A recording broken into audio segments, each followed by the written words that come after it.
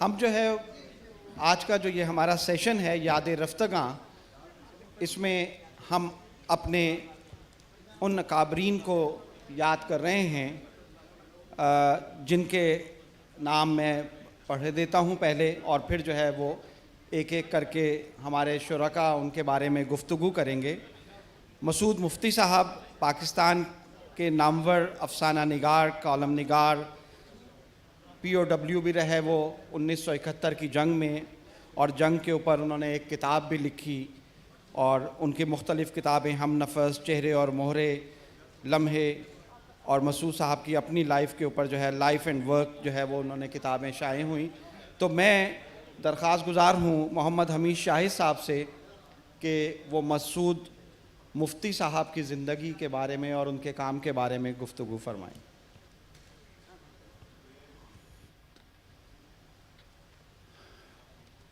مسعود مفتی ہم میں نہیں رہے، اور یہ آج سے کوئی ٹھیک 1 ماہ پہلے ہماری ان سے آخری ملاقات ہوئی تھی، انہی کے گھر میں، اور کوئی 6 ماہ پہلے آج سے فرق ہی نہیں رہے تھے، اور اس بیچ آپ اسی عرصے کے اندر ہی آپ دیکھیں تو قاضی جاوید چلے گئے، اشفاق سلیم مرزا چلے گئے، جی، تو یہ اوپر نیچے کیسے کیسے لوگ دیکھیے کہ وہ نہیں رہے۔ اور ایک تصویر مجھے بہت یاد آئی، وہ یہ تھا کہ اسلام آباد لٹریچر فیسٹیول میں مسعود مفتی صاحب کی خواہش پہ ہی اور آصف کی خواہش پہ ہم نے ایک پروگرام ان کے ساتھ کیا تھا، مسعود مفتی صاحب کے ساتھ، جی مجھے یاد، اور اس میں انہوں نے وہ اپنے تجربات بتائے تھے جب وہ ادھر تھے مشرقی پاکستان میں، 6 مہینے تقریباً انہوں نے مشرقی پاکستان میں گزارے، 1 مہینہ انہوں نے بنگلہ دیش میں گزارا، اور 2 سال پھر وہ جنگی قیدی ہو کے ہندوستان میں انہوں نے گزار دیے۔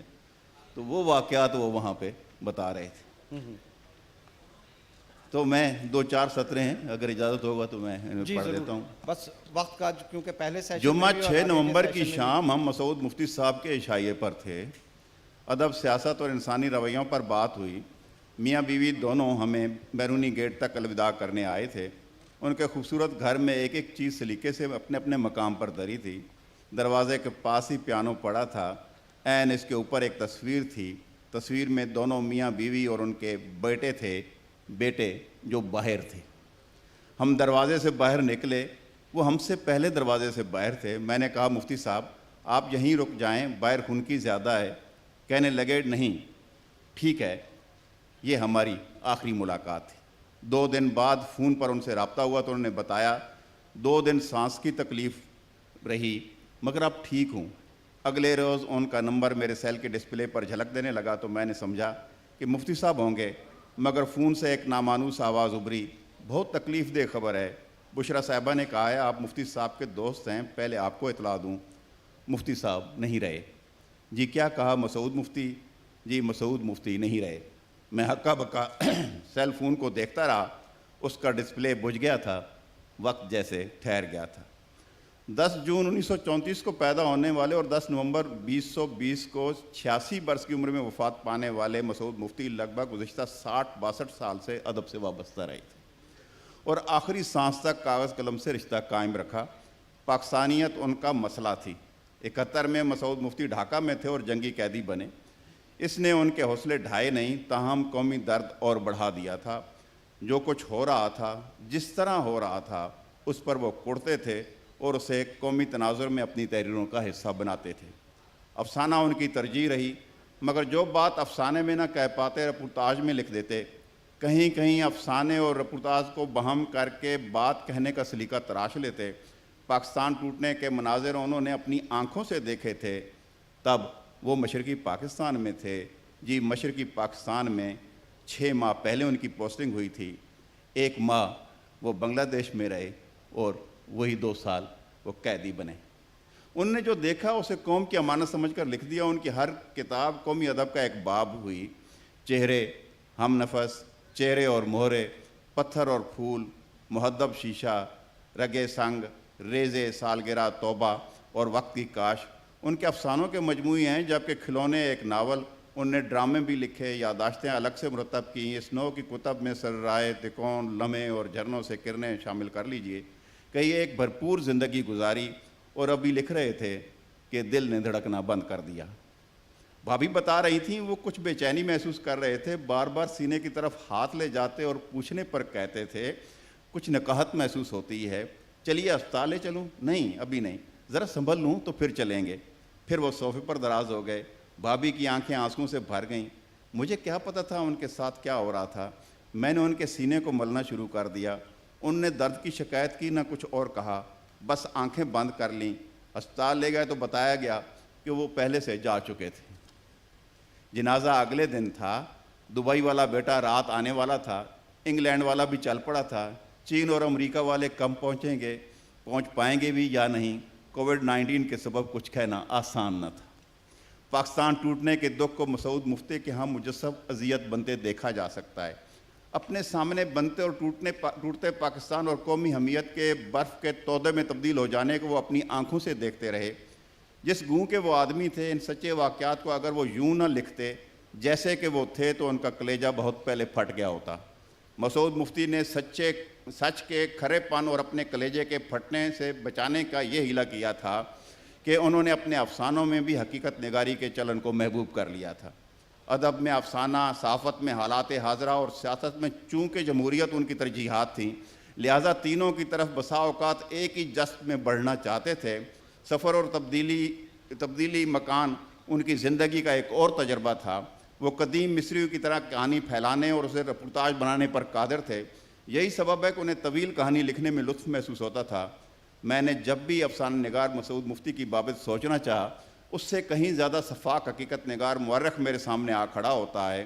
حتیٰ کہ 71 سے پہلے چھپنے والی تخلیقات کو پڑھ کر بھی میرے باطن کے کینوس پر بنی مسعود مفتی کی مجموعی شخصیت کے آہنگ میں کوئی فرق نہیں آتا، بلکہ مجھے تو یوں لگتا ہے کہ اس طرح کے قومی، ملی اور خالص اعتقادی رنگوں سے بنا ہوا مسعود مفتی اور نکھر کر سامنے آ گیا ہے۔ خالص حقیقت نگار بن جانا کوئی عیب نہیں ہے، بلکہ ایک چلن ہے جو کوئی فکشن نگار اپنے لیے منتخب کرتا ہے۔ حقیقت نگاری کے پہلو کچھ بنیادی تنازعات اور سوالات تھے جو ہمارے اس افسانہ نگار کو بے چین رکھتے تھے۔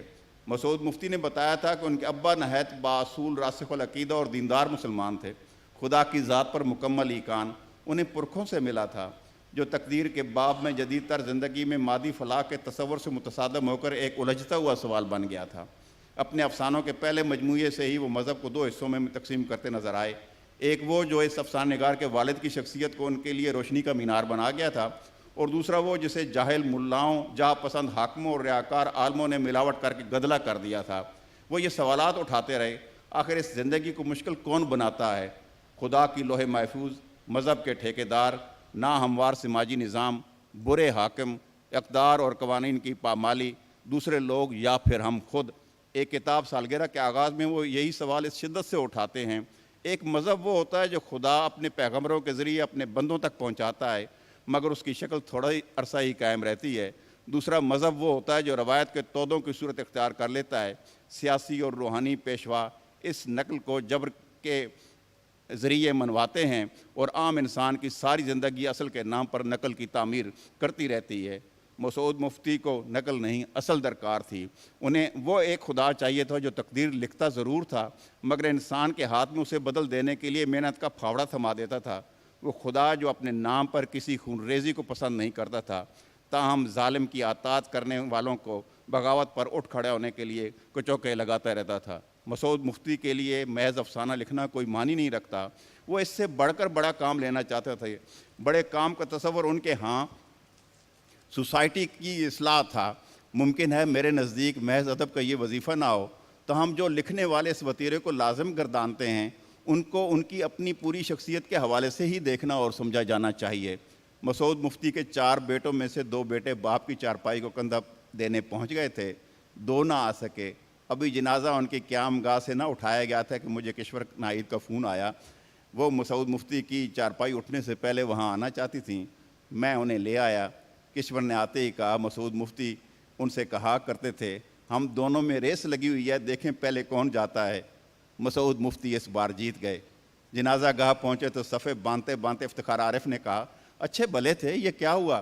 میں نے کہا دل کا دورہ۔ افتخار عارف نے ماضی میں جھانک کر کہا کوئی 40 سال پہلے ان کا بائی پاس ہوا تھا، تب میں لندن میں تھا، مشتاق یوسفی اور میں اسپتال تیمارداری کے لیے جایا کرتے تھے۔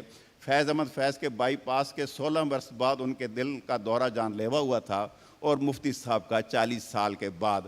ہمارے پاس اب لفظوں اور افسوس کے سوا کچھ نہ تھا، تاہم وہاں موجود ہر شخص گواہی دے رہا تھا کہ ایک سچا اور کھرا پاکستانی ادیب چلا گیا۔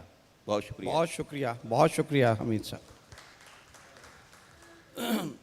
اب ہمارے جو ایک اور شخصیت جن کے لیے ہم گفتگو کریں گے وہ ہیں مظہر محمود شیرانی صاحب، اور میں رؤوف پاریک صاحب سے جو ہے وہ درخواست کروں گا کہ ان کی زندگی کے بارے میں، جو کہ اختر شیرانی صاحب کے صاحبزادے تھے اور بہت ساری فارسی اور اردو میں ان کی جو ہے وہ مجموعے رہے، کتابیں رہیں۔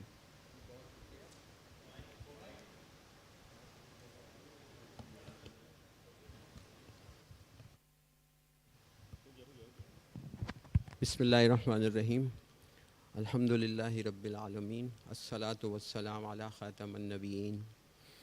آپ سب لوگوں کے لیے ایک خوشی کی خبر یہ ہے کہ میں کوئی مقالہ لکھ کر نہیں لایا، اور کوشش کروں گا کہ مختصراً کچھ چیزیں پیش کر سکوں۔ مظہر محمود شیرانی صاحب ہمارے ان چند بزرگوں میں سے تھے جو قدیم علوم اور فنون کا واقعی مظہر تھے، یعنی فارسی دانی، فارسی گوئی، تاریخ گوئی۔ ایک منٹ میں یعنی وہ قطع تاریخ کہہ دیتے تھے۔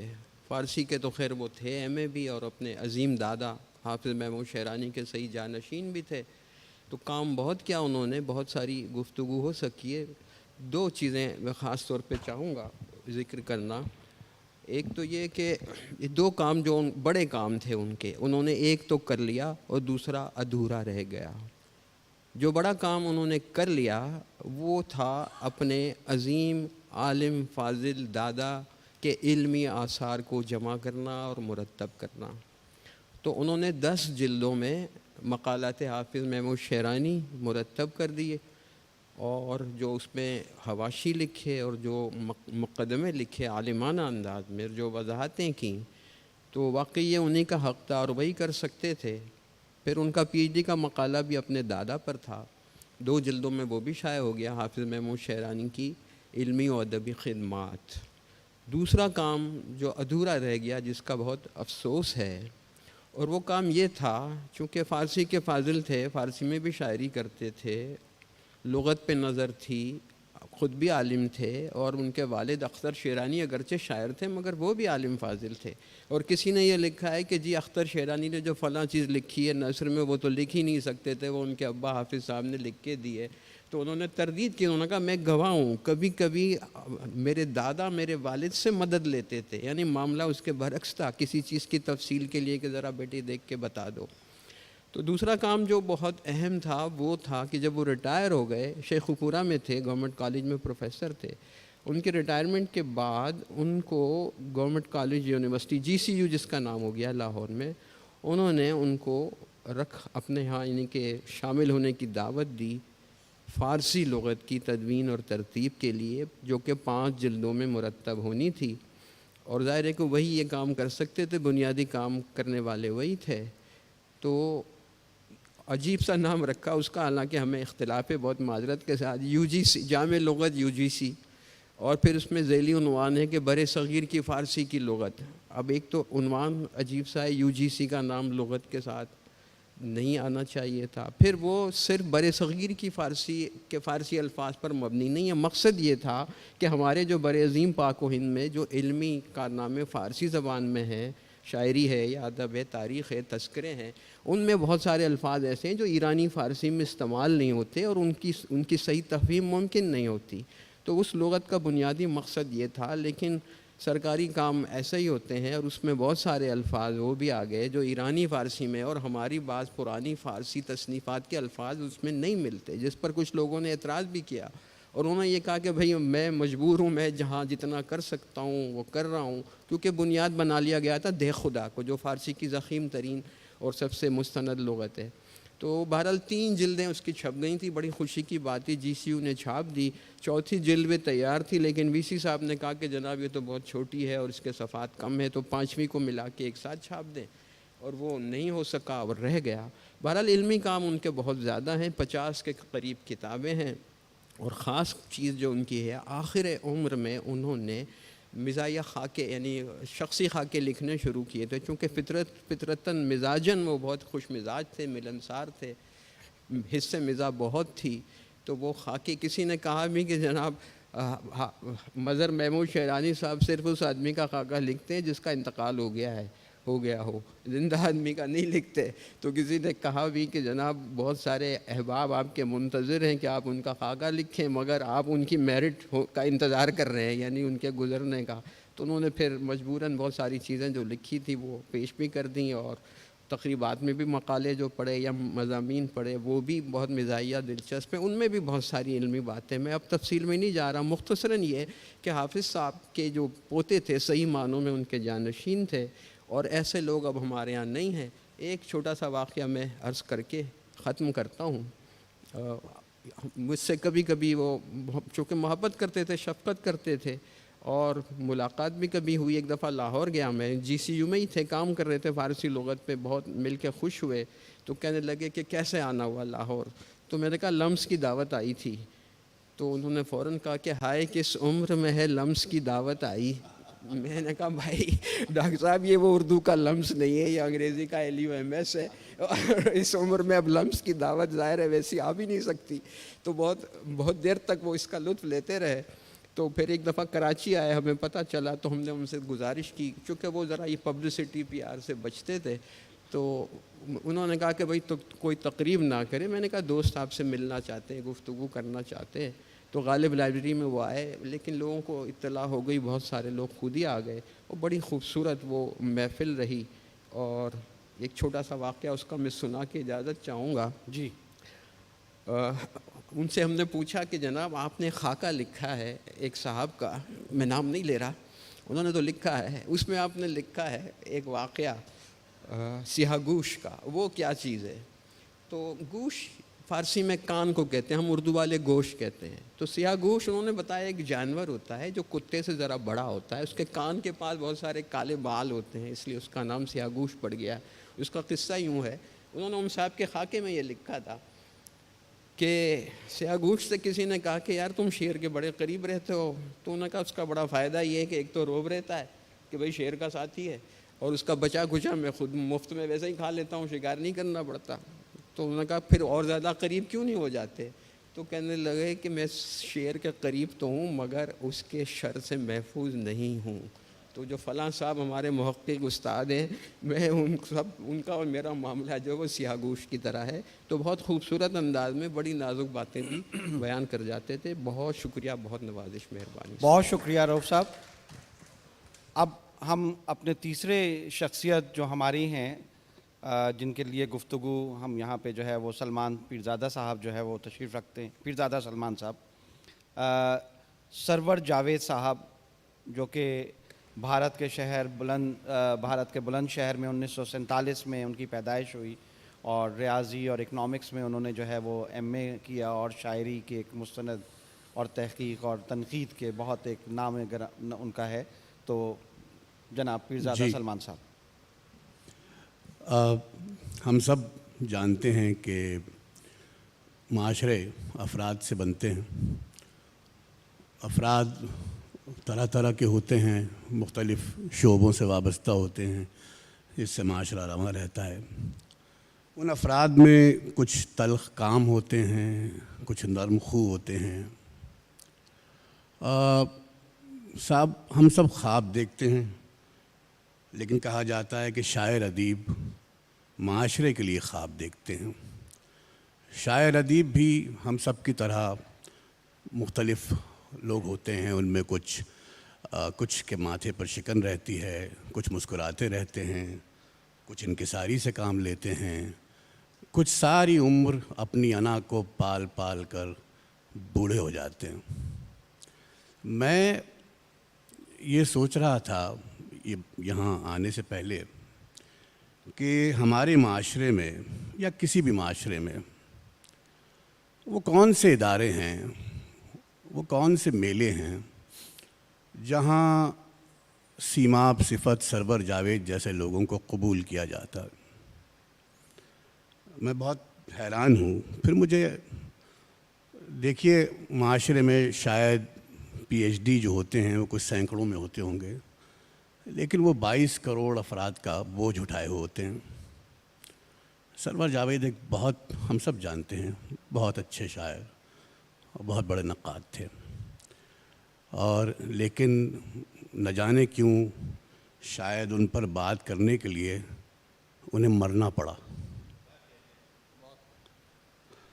इश्क में सबको कहाँ दश्त सफ़र चाहिए था, इश्क में सबको कहाँ दश्त सफ़र चाहिए था, हम में वो भी थे कि जिन लोगों को घर चाहिए था। वाह, बहुत अच्छा। एक वहशत थी जो काम आ गई नाकामी में, एक वहशत थी जो काम आ गई नाकामी में, वरना ये ज़िंदगी करने को हुनर चाहिए था। वाह वाह वाह वाह वाह।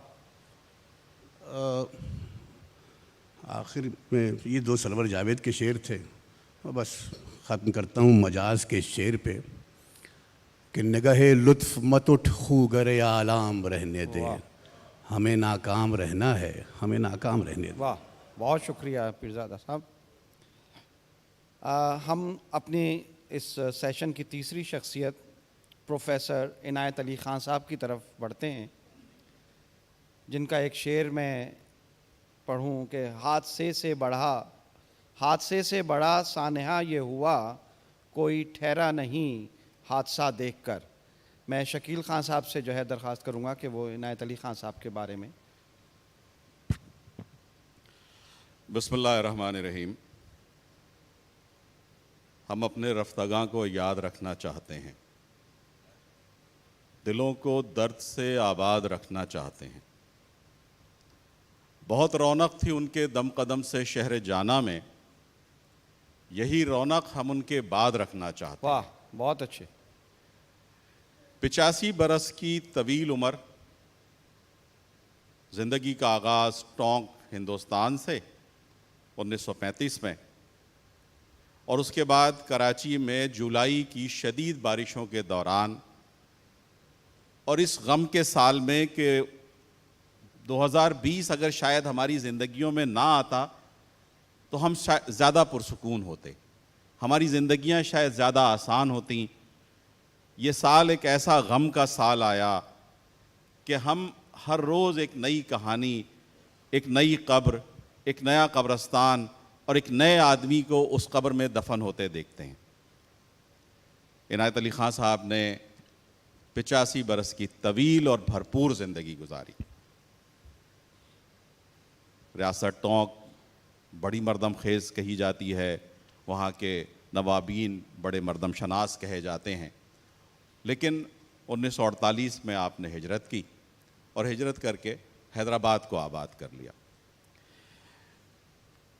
ज़िया भाई ने अभी ज़िक्र किया था, और मैं बिल्कुल इनायत अली ख़ान साहब से हटते हुए, कि उन लोगों की ज़िंदगियाँ कैसी होती होंगी कि जैसे मसूद मुफ्ती साहब ने 6 महीने मशरक़ी पाकिस्तान में, 1 महीना बांग्लादेश में और 2 साल इंडिया की क़ैद में गुजारे। इसी तरह से ढाका यूनिवर्सिटी के आखिरी वाइस चांसलर जो सज्जाद साहब थे, उन्होंने 25 साल इंडिया में गुजारे, 25 साल उन्होंने मशरक़ी पाकिस्तान में गुजारे, और बकिया ज़िंदगी के 25 साल बांग्लादेश में गुजारे, उस बांग्लादेश में कि जिसको अब हम याद भी नहीं करते। लेकिन ये कि इनायत अली ख़ान साहब भी उसी कर्ब से गुज़रे, और वो कर्ब उनके यहाँ नज़र भी आता है। नदीम साहब ने वो बड़ा उनका जो तारीख़ी शेर, और जिस एक शेर की बुनियाद पर भी वो याद रखे जा सकते हैं, वो सुनाया कि जनाब हादसे से बड़ा सानहा ये हुआ, लोग ठहरे नहीं हादसा देखकर।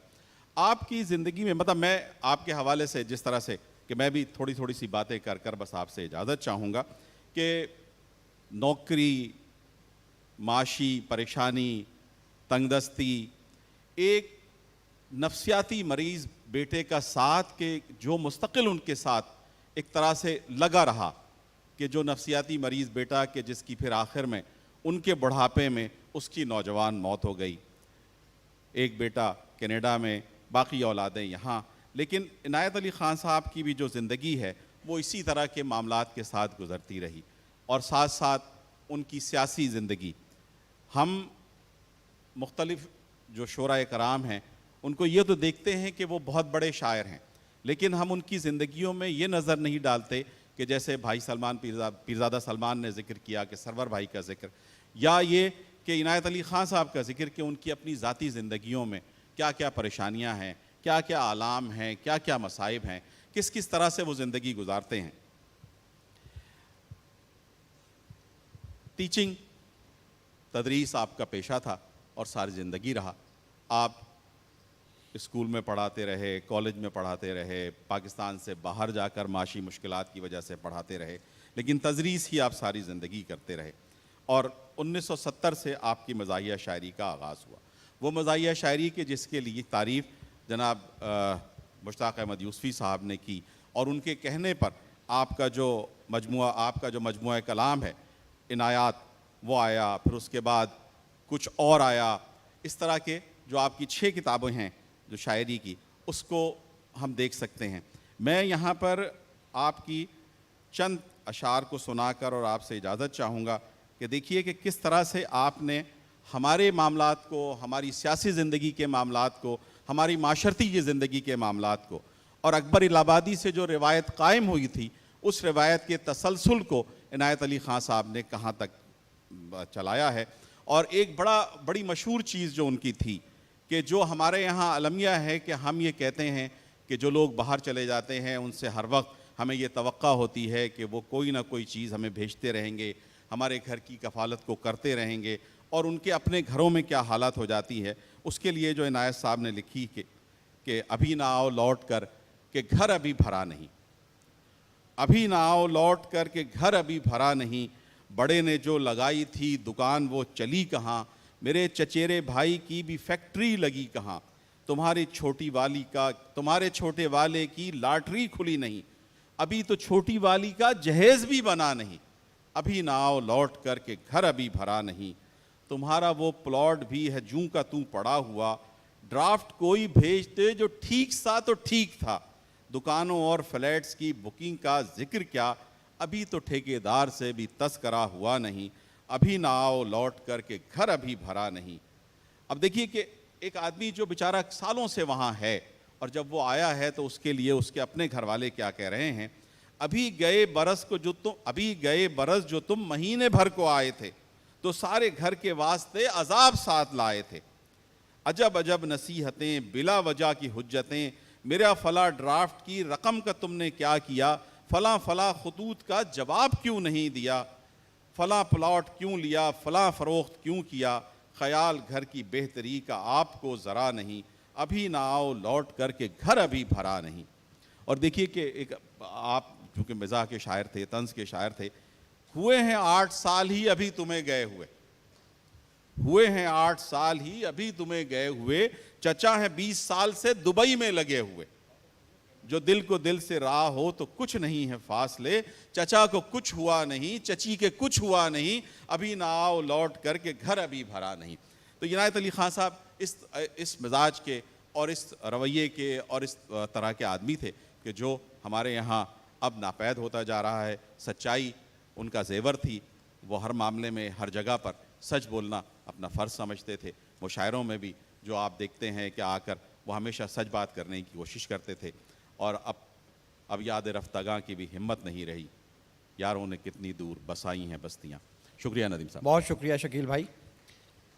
وقت جس طریقے سے پروگرام کا، اس سے پہلے کہ میرے پاس پرچی آئے تو میں ہمارے اگلے جو شخصیت ہیں راحت نوروی صاحب، ان کے لیے میں امری حسین عمر صاحبہ سے درخواست کروں گا کہ وہ مختصر وقت میں ہی جو ہے ان کی باتیں کریں. بہت شکریہ ندیم ظفر صاحب. خدا کا شکر ہے کہ ہم کوئی مضمون لکھ کے نہیں لائے تھے، ورنہ ہمیں ایک مرتبہ پھر ٹرین دوڑانی پڑتی. تو ہم گفتگو لیتے ہیں کہ کن نیندوں اب تو سوتی ہے اے چشم گریہ ناک، वाह मिशगां तो खोल शहर को सैलाब ले गया। वाह वाह इन दिनों हम लोगों की बदकिस्मती ये है कि हम मिशगां खोले चश्मे गिरिया नाक से इस शहर को देख रहे हैं जिससे सैलाब बहाए लिए जा रहा है, और हम लोग कुछ कर भी नहीं सकते। इस वबाई सूरत हाल में कैसी कैसी शख्सियात हमसे बिछड़ गईं, हम उसका अफसोस तो कर रहे हैं, लेकिन जिस तरह सैलाब गुजर जाने के बाद ही अंदाज़ा होता है कि किसका कितना नुकसान हुआ, इसी तरह इस वबा के गुजर जाने के बाद जब हम तखमीना लगाएंगे तो हमें एहसास होगा कि दुनियाए अदब का बड़ा नुकसान हो गया है। बिल्कुल सही। बहुत सारी शख्सियात जो हमसे जुदा हुई, उनमें राहत इंदौरी साहब भारत के नहायत नामवर मारूफ शायर नगमा निगार थे, और वो इस कदर लोगों में मकबूल थे कि उसका एक सबूत ये है कि आज हम यहाँ बैठे उन्हें याद कर रहे हैं।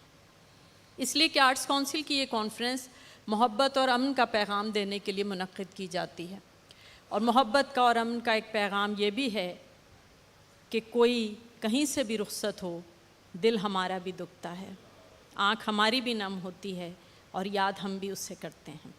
बहुत अच्छा। राहत इंदौरी साहब से हमारी कई मुलाकातें रहीं। वो माशाल्लाह बहुत खुश मिजाज और शफ़ीक़ इंसान थे, और जूनियर्स के साथ भी वो बहुत शफ़क़त से पेश आते थे।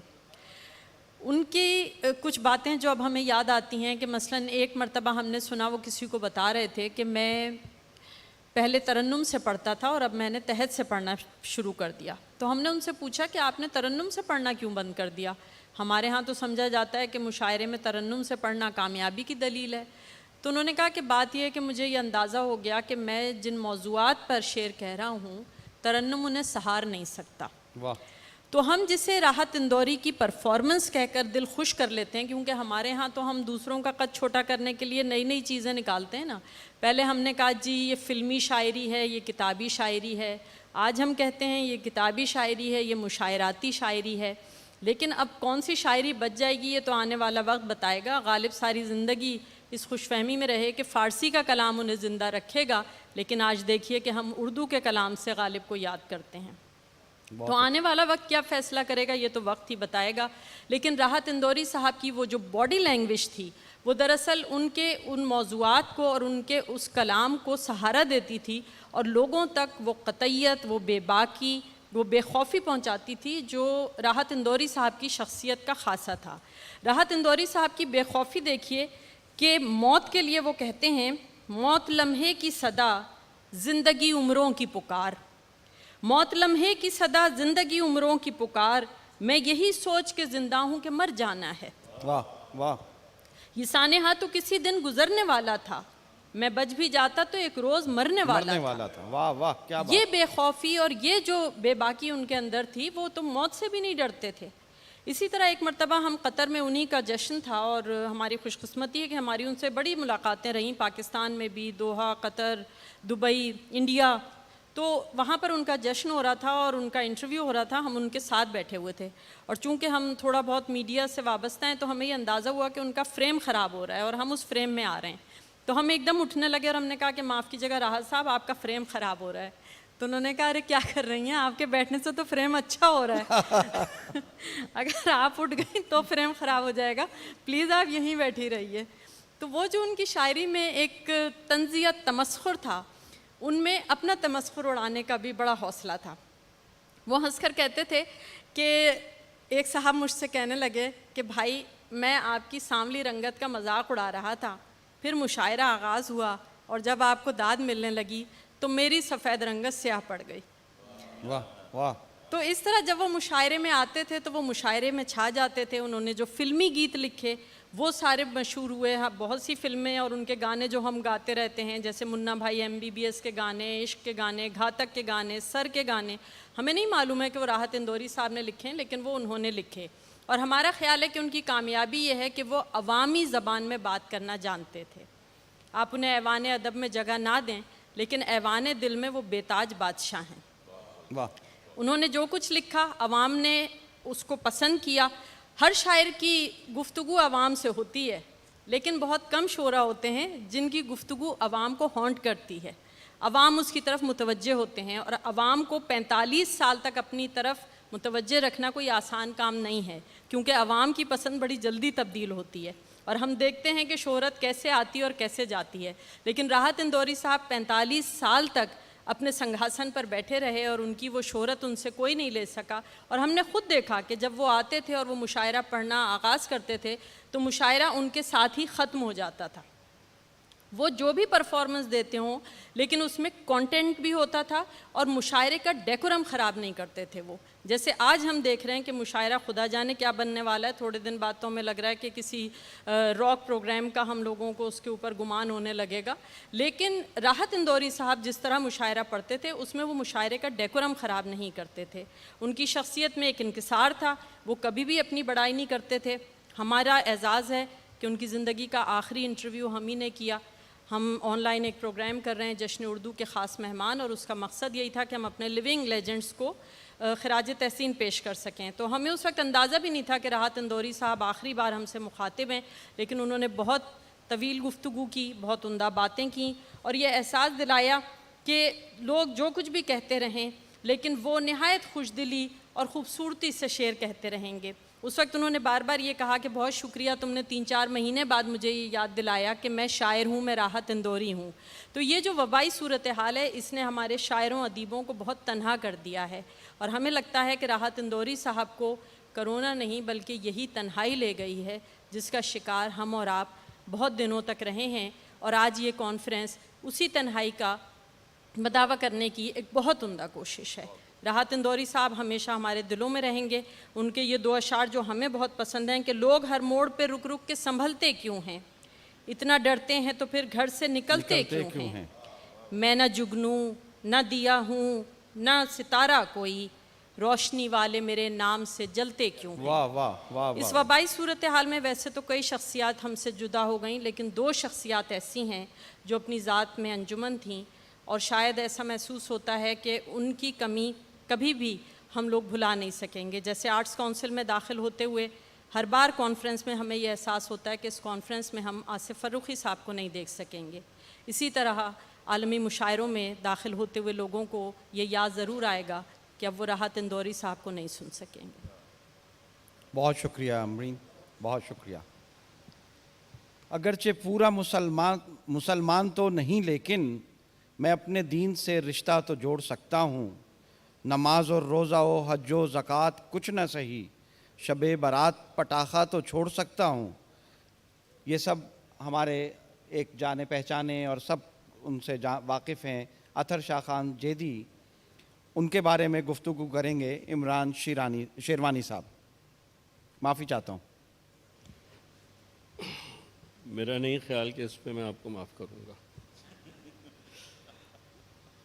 اور سزا میں سب کو دینے جا رہا ہوں۔ میں کوئی مقالہ نہیں پڑھوں گا، اور اس کی وجہ یہ ہے کہ اطہر شاہ خان کی زندگی پر، ان کے کام پر، ان کی کامیابیوں پر مقالہ تیار کرنے کے لیے، کچھ بھرپور لکھنے کے لیے تو 1 سال بھر کی تحقیق چاہیے، لیکن خوش قسمتی یہ ہے کہ ہم یہاں صرف یاد رفتگاہ منا رہے ہیں، تو یہ میرے لیے آسان ہے، اس لیے کہ خان صاحب میری زندگی کی ایک بہت ہی بھرپور اور خوشگوار یاد ہیں۔ میرے گھر میں ٹیلی ویژن 1968 میں آ گیا تھا، اس لیے والد صاحب ہمارے ٹی وی پہ ایک کوئز شو کرتے تھے جو پی ٹی وی کا پہلا کوئز شو تھا، زینہ بزینہ، تو ظاہر ہے ہمارے گھر تو ٹی وی ہونا ہی ہونا تھا، تو بھلے جو بھی ہماری استطاعت رہی اس وقت، لہٰذا اطہر شاہ خان سے میرا پہلا تعارف اس عمر میں ہو گیا جب آپ کو ٹی وی کی شخصیات کے نام نہیں معلوم ہوتے تھے۔ جو بات البتہ مجھے یاد رہی وہی اس پروگرام کا نام تھا جس نے مجھے ٹی وی مزاح سے آشنا کیا، لاکھوں میں 3، mister yes, mister no, doctor what, یہ 3 کردار، ان کے بنانے والے کون لوگ ہیں، کیا تھے، مجھے اس سے کچھ نہیں پتا تھا۔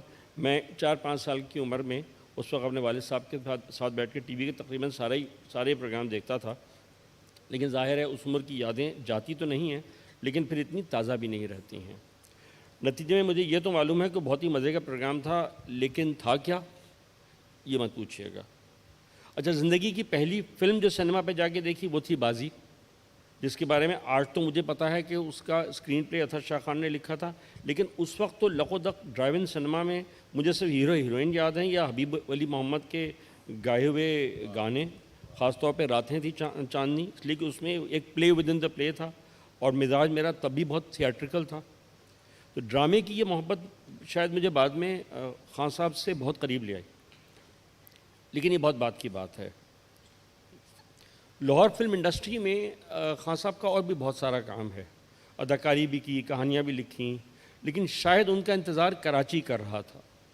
یہ ان کے انتقال پر پیرزادہ سلمان لکھ چکے ہیں کہ جتنی شہرت ان کو کراچی آنے کے بعد ملی شاید لاہور میں نہیں ملی. ہر چند کے جو کام انہوں نے کیے لاہور میں وہ اپنی جگہ ایک سے ایک تھے. مثال کے طور پہ انہوں نے نمک حرام فلم میں اداکاری کی. منجی کتھے ڈھاواں قوی صاحب کی بنائی ہوئی فلم، اس کی کہانی ان کی لکھی ہوئی تھی. دونوں اپنی جگہ بہت ہی ماکوتلارہ، بہت ہی ہٹ فلم ہے. لیکن پھر جب وہ کراچی آئے اور لاہور سے انہوں نے کہا کہ انتظار فرمائیے، تو یہاں سے ان کا ایک نیا زندگی کا نیا سلسلہ شروع ہوتا ہے، جہاں انہوں نے اپنا مشہور کردار جیدی تخلیق کیا. اگر آپ کو یاد ہو تو سیریز کا ٹائٹل خود ایک بہت ہی خوبصورت تنزیہ تھا. پہلے لکھا آتا تھا ریہرسل، پھر آن ایئر، اور پھر وہ تمام لوگ جو ڈرامے کو گویا تکنیکی تیاریاں کر رہے ہیں، کیمرہ مین اور یہ سب لوگ، اور پھر لکھا آتا تھا انتظار فرمائیے. یہ وہ فقرہ تھا جو زمانے میں کسی بھی تکنیکی وجہ سے ٹرانسمیشن میں تعطل ہو جانے پر ہمارے اسکرین پر براجمان ہو جاتا تھا. مجھے یاد ہے جب اس سیریل کا اعلان ہوا تو یہ نام سن کر ہی سب لوگوں کے چہرے پر ایک مسکراہٹ آ گئی، انتظار بھری. جیدی کا کردار خان صاحب شاید خود نہ کرتے، مگر پھر کسی ٹی وی پر کسی نے ان کو اس بات پر تیار کیا کہ اس کردار کے لیے کوئی اور موزوں نہیں. پتہ نہیں کون تھا وہ، لیکن ان کا بہت بہت شکریہ. اس لیے کہ جو کردار پھر اس کے بعد بن گیا وہ واقعی ان کے مزاج کے مطابق ہی ایک چیز تھی. اور ان کو خود بھی پھر اتنا وہ بھایا کہ انہوں نے اپنا تخلص کر لیا. شاعری تو پہلے بھی کر رہے تھے اور ادب سے ان کا تعلق کوئی نیا نہیں تھا، لیکن پھر جیدی کی شاعری، اور وہ بھی اطہر شاہ خان کی لکھی ہوئی. چھیڑ محبوب سے لے ڈوبے گی کشتی جیدی، آنکھ سے دیکھ اسے ہاتھ سے پتوار چلا. یہ غزل ویسے ہی بہت کمال کی ہے. یہ تیری زلف کا کنڈل تو مجھے مار چلا، جس پہ قانون بھی لاگو ہے وہ ہتھیار چلا. پیٹ ہی پھول گیا اتنی خمیری کھا کر، تیری حکمت نہ چلی اور تیرا بیمار چلا. واہ واہ واہ. بیویاں 4 ہیں اور پھر بھی حسینوں سے شغف، بھائی تو بیٹھ کے آرام سے گھر بار چلا. واہ واہ واہ واہ. اور ذرا سا آگے چل کے اگر میں پڑھوں کہ ایک اداکار رکا ہے تو ہوا اتنا ہجوم، مڑ کے دیکھا نہ کسی نے جو قلمکار چلا. واہ واہ واہ. تو خان صاحب خود کہتے ہیں کہ طنز و مزاح کا مزاج تو ان کا تھا، لیکن پھر ان کو ضیاء الحق قاسمی نے مشورہ دیا کہ وہ مزاح کی صنف میں شاعری کریں. اور یہ کم ہوتا ہے کہ کسی صنف کا کوئی بڑا نام کسی دوسرے کی حوصلہ افزائی اس طرح کرے، لیکن بڑے لوگ بہرحال ایسے ہی کرتے ہیں. خان صاحب کی ادب سے محبت ان کی گھٹی میں سے تھی، پہلے ہی تھی. بڑے بھائی خود بہت بڑے نامور لکھتے تھے، ہارون پاشا صاحب، بازی کی کہانی تو خود ان کی ہے. اور پھر جب 1982 میں خان صاحب نے خود ایک فلم کی کہانی لکھی اور خود اس کی ہدایت دی، تو فلم آس پاس کی، تو اس کا اسکرین پلے انہوں نے ہارون پاشا صاحب سے ہی لکھوایا، اپنے بڑے بھائی سے لکھوایا. اور وہ زندگی بھر اس بات کو مانتے رہے کہ اگر ہارون پاشا ان کے بھائی نہ ہوتے تو شاید وہ اتنے آگے نہ آتے. اپنے ٹیلنٹ پہ انہوں نے کبھی بھی کریڈٹ نہیں لیا. وہ اتنے ریئلسٹک اور ڈاؤن ٹو ارتھ آدمی تھے کہ وہ ہمیشہ یہ کہتے تھے کہ نہیں، یہ تو مجھے اس وجہ سے ایک فائدہ ہو گیا. حالانکہ ظاہر ہے ان کا اپنا جو کریٹیوٹی اور ان کا اپنا جینیس وہ اپنی جگہ. اچھا، پھر وہ یہ بھی کہتے تھے کہ یہ شاید کراچی کا مزاج تھا کہ انتظار فرمائیے اور پھر اس کا سیکول ہیلو ہیلو یہاں بن سکا. انہی دنوں کی بات ہے جب خان صاحب سے میری پہلی ملاقات ہوئی. یہ سن 70 کی عمران دہائی. صاحب ہمارے پاس وقت جو ہے وہ ختم ہو رہا ہے، تو ذرا سا اس کو تھوڑا سا آپ اختتامی اس پہ جو ہے وہ. میرا مسئلہ نہیں ہے، مگر میرے خیال میں اطہر خان صاحب تھوڑا زیادہ وقت ڈیزرو کرتے ہیں. نہیں، مگر یہ کہ ہمارے پاس اگلے سیشن کا ہم 15 منٹ اس سے آگے جا چکے ہیں اپنے وقت سے. تو اس ملاقات میں ہم بچے تھے، لیکن انہوں نے اتنے پیار سے ہم سے ملے وہ، اس طریقے سے کہ بس. اچھا، پھر اس کے کچھ عرصے بعد انہوں نے یہاں تھیٹر کیا. کراچی میں اس زمانے میں بنڈے ڈرامے ہوا کرتے تھے. خان صاحب نے جو 75 ڈرامے کیے ہیں وہ 15 دن چلے ہیں. وہ بہت اچھا. ایک واقعہ مجھے ضرور سنانا چاہوں گا کہ ٹی وی کے کسی پروگرام میں تھیٹر کی کوئی بڑی شخصیت یہ رونا رو رہی تھی کہ کتنی محنت سے ڈرامہ تیار کرتے ہیں، لوگ دیکھنے نہیں آتے.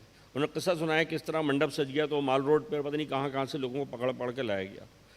اچھا بھائی، اس کے بعد خان صاحب کی باری آئی. انہوں نے کہا کہ اتنے کٹ جھیلنے کے قصے کے بعد اپنی کہانی سنائی اور کہا کہ کس طرح ایک ہنگامہ مچا ہوا تھا، باہر کے ٹکٹ چاہیے. اور پھر اناؤنس کیا گیا کہ بھائی اس شو کے بعد ایک شو اور کیا جائے گا، تو لوگ ٹھنڈے ہوئے.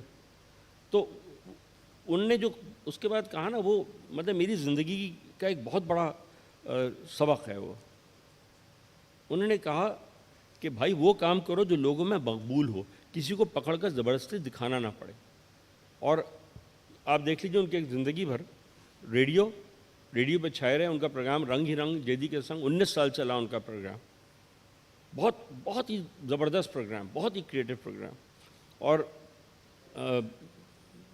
میرا یہ خیال ہے، میری ذاتی رائے ہے، اور ہو سکتا ہے آپ میں سے کچھ لوگ ایگری کریں، کہ ان میں ایک خصوصیت جسے وٹ کہتے ہیں، کسی معقول معاشرے میں ہوتے ان کو چارلی چیپلن سے کم نہیں سمجھا جاتا.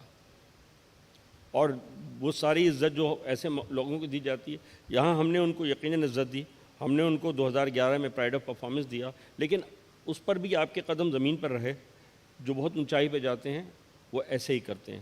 میں چلتے چلتے ایک آخری ان کا قطعہ ضرور سنانا چاہوں گا، جی اس لیے کہ شاعر و ادب تو کہیں سے بھی آ سکتا ہے نا، شعر و ادب تو.